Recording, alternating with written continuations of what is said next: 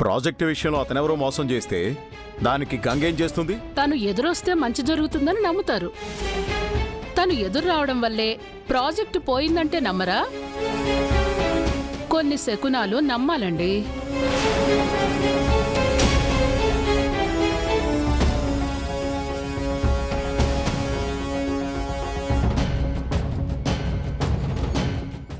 అనయ్య అనయ్య సూర్య,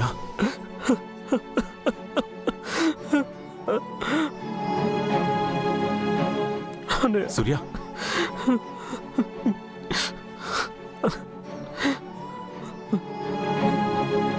నేను ఓడిపోయాను అన్నయ్య. I lost the project.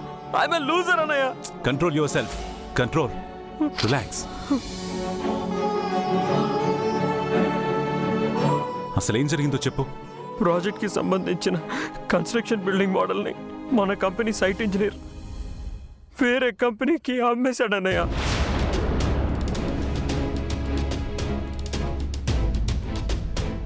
రేపు మోడల్ సబ్మిట్ చేయకపోతే కాంట్రాక్ట్ క్యాన్సిల్ అయిపోతుంది. ప్రాజెక్ట్ చేయి జారిపోతుంది అన్నయ్య.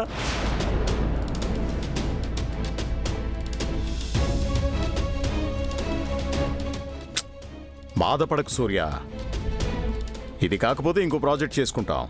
దానికి ఇలా కృంగిపోతే ఎలా? మావయ్య గారు, ఇది తన ఫస్ట్ ప్రాజెక్ట్ కదా. ఇదే ఫెయిల్ అయితే తర్వాత తనని ఎవరూ నమ్మరని సూర్య భయం.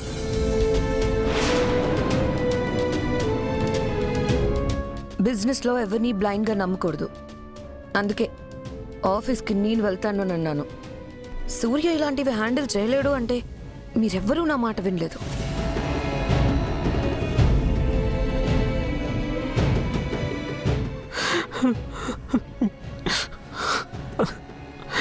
సూర్య, ఏదైనా సాధించాలనుకునే వాళ్లకు ఉండాల్సిన ముఖ్య లక్షణం ఏంటో తెలుసా? పట్టుదల. ఏ పనిలో అయినా సరే ఆటంకాలు వస్తూ ఉంటాయి. అలా అని కృంగిపోతే మనం ముందుకు వెళ్ళలేం.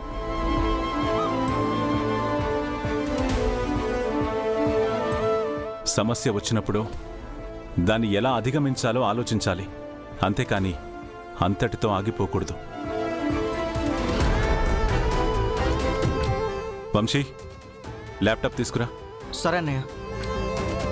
చూడు సూర్య, నీ సోషల్ మీడియా అకౌంట్ ఓపెన్ చేసి నీకు ఎలాంటి బిల్డింగ్ ప్లాన్ కావాలో దాని గురించి పోస్ట్ చేయి. చదువుకొని సరైన అవకాశాలు లేని ఎంతోమంది ఇంజనీర్స్ ఉంటారు. వాళ్ళ టాలెంట్ని ఉపయోగించుకోవడానికి ఇది సరైన అవకాశం. అలాగే నీకు కూడా ప్రాజెక్ట్ కావాల్సిన ఎంప్లాయీస్ దొరుకుతారు. వాళ్ళ దగ్గర నీకు బెస్ట్ కన్స్ట్రక్షన్ మోడల్స్ దొరకచ్చు. వాటిని సబ్మిట్ చేసావనుకో, ప్రాజెక్ట్ నీ సొంతం కావచ్చు. Be positive Surya.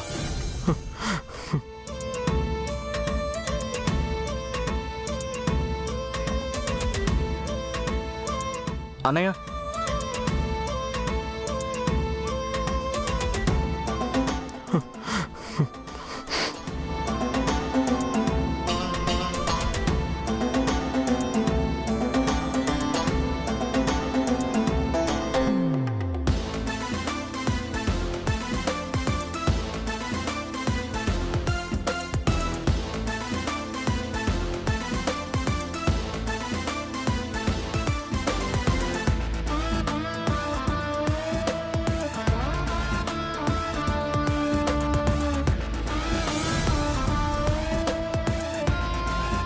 డన్ అన్నయ్య. That's good.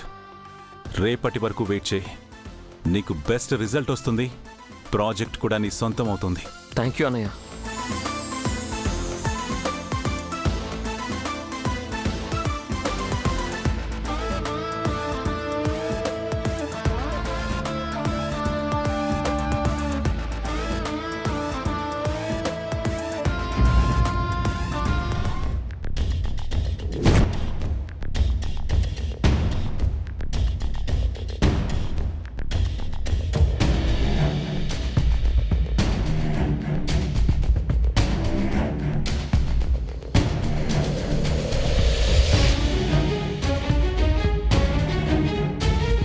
ఏంటి అత్తయ్య గారు, దేని గురించో సీరియస్గా ఆలోచిస్తున్నట్టున్నారు?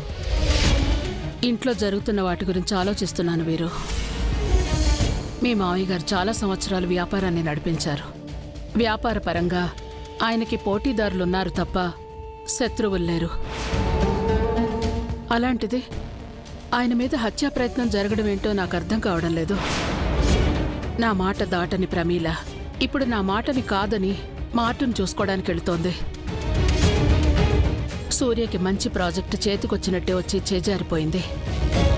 ఎవరో మన కుటుంబాన్ని కావాలని టార్గెట్ చేస్తున్నారనిపిస్తోంది. అలానే ఎందుకు అనుకోవాలి అత్తయ్య గారు? పంతులు గారు మావయ్య గారికి గండ ఉందని చెప్పారు కదా. మనమే ఆయన చెప్పిన మాటలు పట్టించుకోలేదు. ఇంట్లో ఎప్పుడూ లేని కొత్త అలవాట్లు, కొత్త పద్ధతులు చోటు చేసుకుంటున్నాయి. వాటన్నిటి వల్ల కూడా వ్యతిరేక పరిస్థితులు ఎదురవుతాయి కదా అత్తయ్య గారు. నువ్వు చెప్పింది కూడా నిజమే వీరు. కానీ నేనేం చేయను. నా మాట ఎవ్వరూ వినిపించుకోవడం లేదు. నేను వద్దు అన్నదే చేస్తున్నారు. ఇప్పుడున్న పరిస్థితుల్లో మీ మావయ్య గారితో ఏవీ వాదించలేం కూడా. మీరు మావయ్య గారిని ఇబ్బంది పెట్టకండి అత్తయ్య గారు. నిదానంగా పరిస్థితులన్నీ మారతాయిలేండి. మళ్ళీ అందరూ మీ మాట వినేలా మీ చెప్పు చేతుల్లోకే వస్తారు. కాస్త ఓపిక పట్టండి. నేను అందుకే మౌనంగా ఉంటున్నాను వీరు. ఈ పరిస్థితులు ఎప్పుడు చక్కబడతాయో. ఏదైనా దిష్టి దోషం తగిలిందేమోనని అనుమానంగా ఉంది. వీలు చూసుకొని కులగురువు గారిని పిలుద్దాంలేండి అత్తయ్య గారు. ఆయన ఏదైనా పరిష్కారం చెప్తారు. అవును కదా, నాకు ఈ ఆలోచన రాలేదు చూసావా. నువ్వు అన్ని విషయాల గురించి చాలా చక్కగా ఆలోచిస్తావు వీరు. నేను మిమ్మల్ని ఒక విషయం అడగాలనుకుంటున్నాను అత్తయ్య గారు. ఏంటో అడుగు వీరు. మావయ్య గారికి చెల్లెలున్నారా? అదే మీరు ఆ రోజు ఇంటి ఆడపడుచు గురించి మాట్లాడుతూ ఇల్లు వదిలి వెళ్ళిపోయిందన్నారు కదా. తన గురించి నేను తెలుసుకోవచ్చా? వద్దు వీరు, అదొక పీడకల లాంటి గతం. ఆ రోజు ఏదో ఆవేశంలో అన్నాను గాని తన గురించి తెలుసుకోకుండా ఉండడమే మంచిది. అది కాదు అత్తయ్య గారు. ప్లీజ్ వీరు, అవన్నీ గుర్తు చేసుకుంటే నా మనసు ఇంకా బాధపడుతోంది. వదిలే.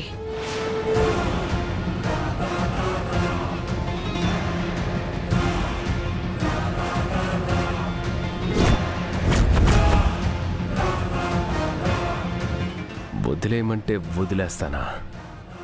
ఎలాగైనా తెలుసుకొని తీరుతాను.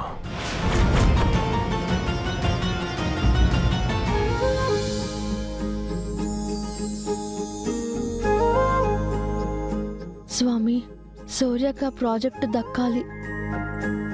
తనకి నిరూపించుకునే అవకాశం వచ్చింది. నిలబడేలాగా చూడండి స్వామి.